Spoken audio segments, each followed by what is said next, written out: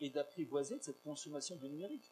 C'est-à-dire ne pas se noyer dans ce flot d'informations. Et surtout, avoir un esprit critique.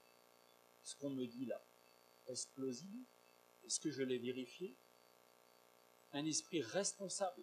Quand vous discutez sur les réseaux sociaux ou ailleurs, vous ne parlez pas dans le vide. Vous parlez des gens. Ou avec des robots. Mais dans tous les cas, ce que vous dites est enregistré quelque part et un jour ça peut ressortir. Et il faut être prudent. Il y a des menaces. Là aussi, comment forme-t-on à cela?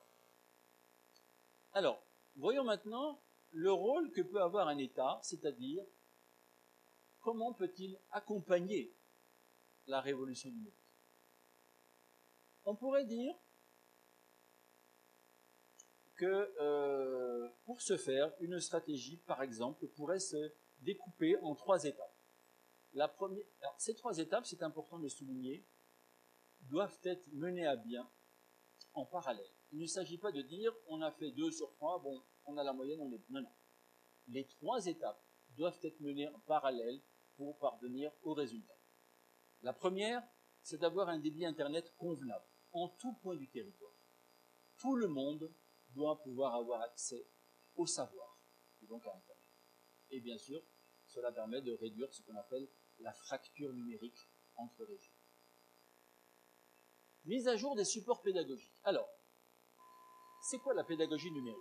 Tout d'abord, elle se base sur des logiciels, des banques de données, des produits en ligne, en réseau, interactifs.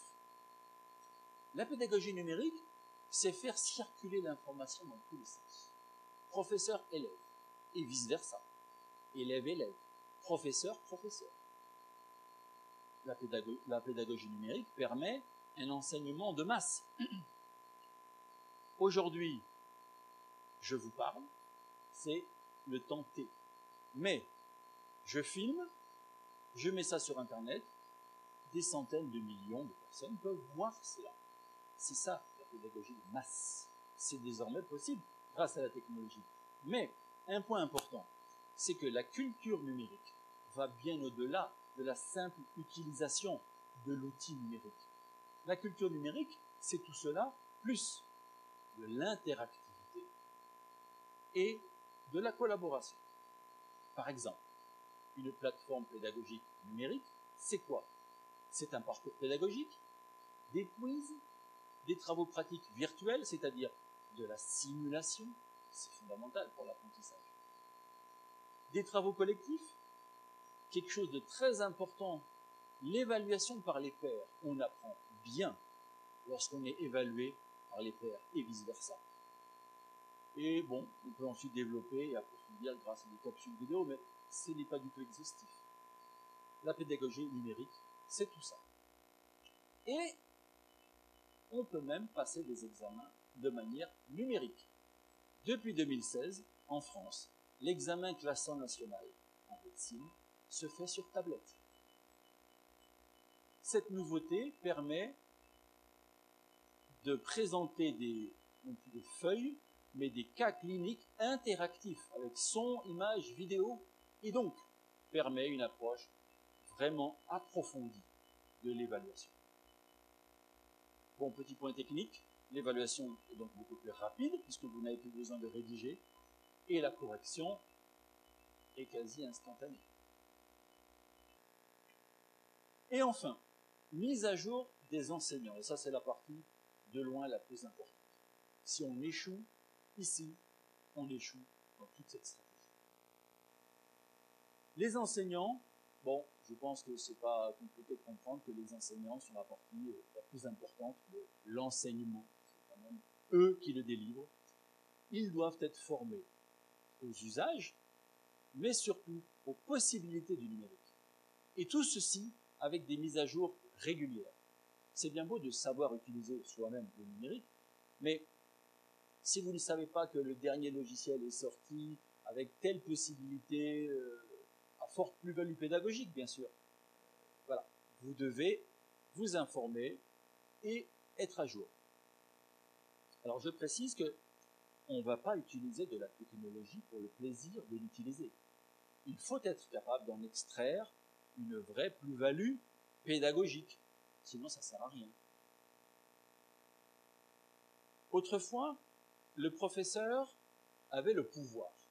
Son pouvoir venait de son savoir. Aujourd'hui, son savoir, on n'en a plus besoin. Il est disponible. Et donc, il faut les aider dans cette transition. Car aujourd'hui, leur pouvoir, leur légitimité n'est plus au niveau de leur savoir. Il est dans autre chose que nous allons voir. Et cette pédagogie frontale, c'est-à-dire là, par exemple, c'est frontal. Je vous parle, c'est frontal. Cette pédagogie frontale, il faut la bannir. Il faut que ce soit beaucoup plus interactif. Et j'espère que ça le sera dans la partie questions. Il faut enfin accompagner les professeurs, les soutenir, car une transition n'est jamais aisée, et surtout, il faut les valoriser. Alors, on va entrer un tout petit peu plus dans les détails. Regardons ce qu'il convient d'enseigner maintenant, à notre époque.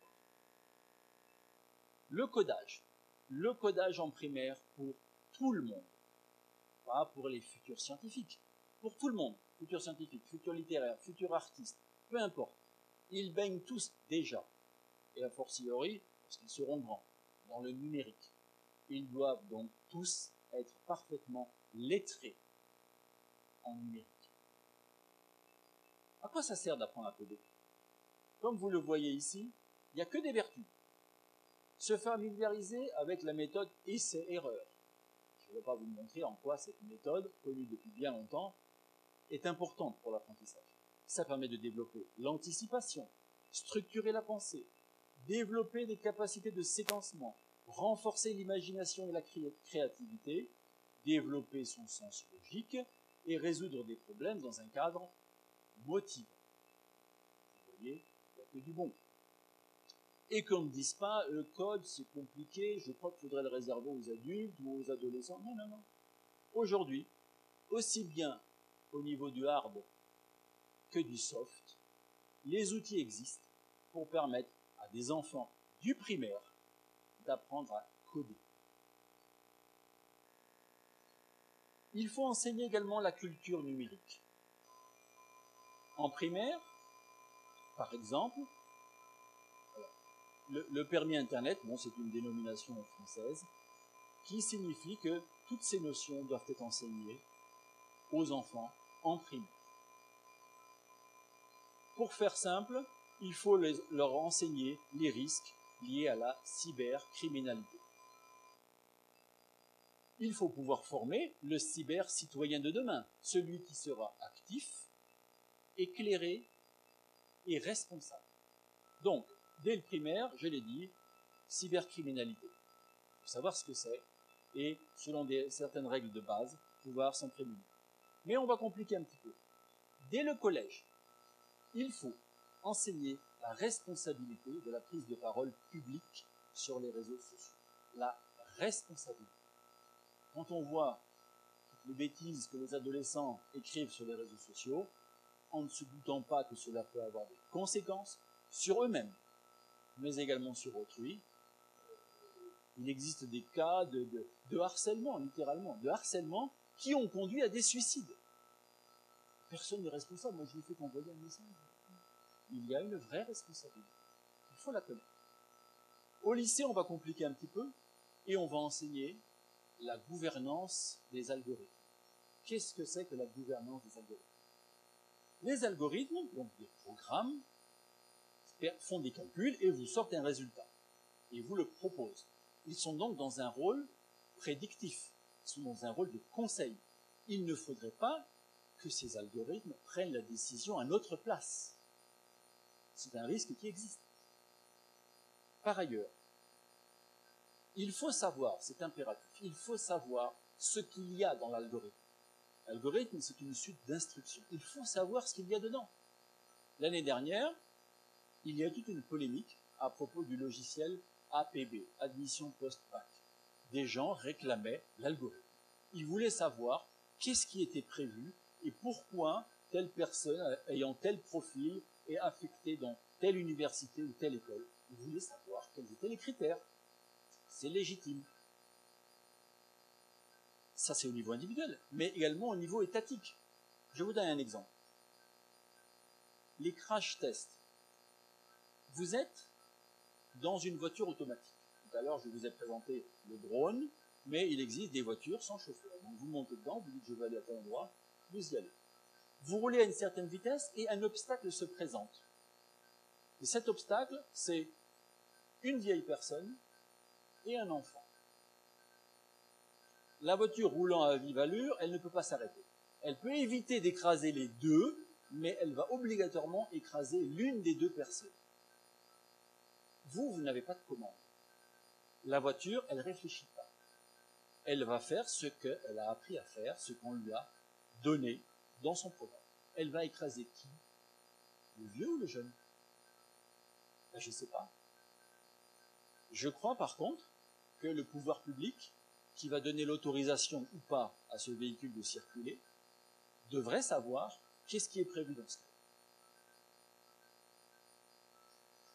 La transparence des critères, c'est la condition nécessaire de la démocratie. Parlons un peu de créativité, d'innovation et d'entrepreneuriat. Vous allez voir ces trois choses fondamentales à notre époque. La créativité. Alors certains diront la créativité c'est inné, on l'a ou on ne l'a pas, il ne faut pas chercher. Non, non, pas du tout. Elle peut se développer.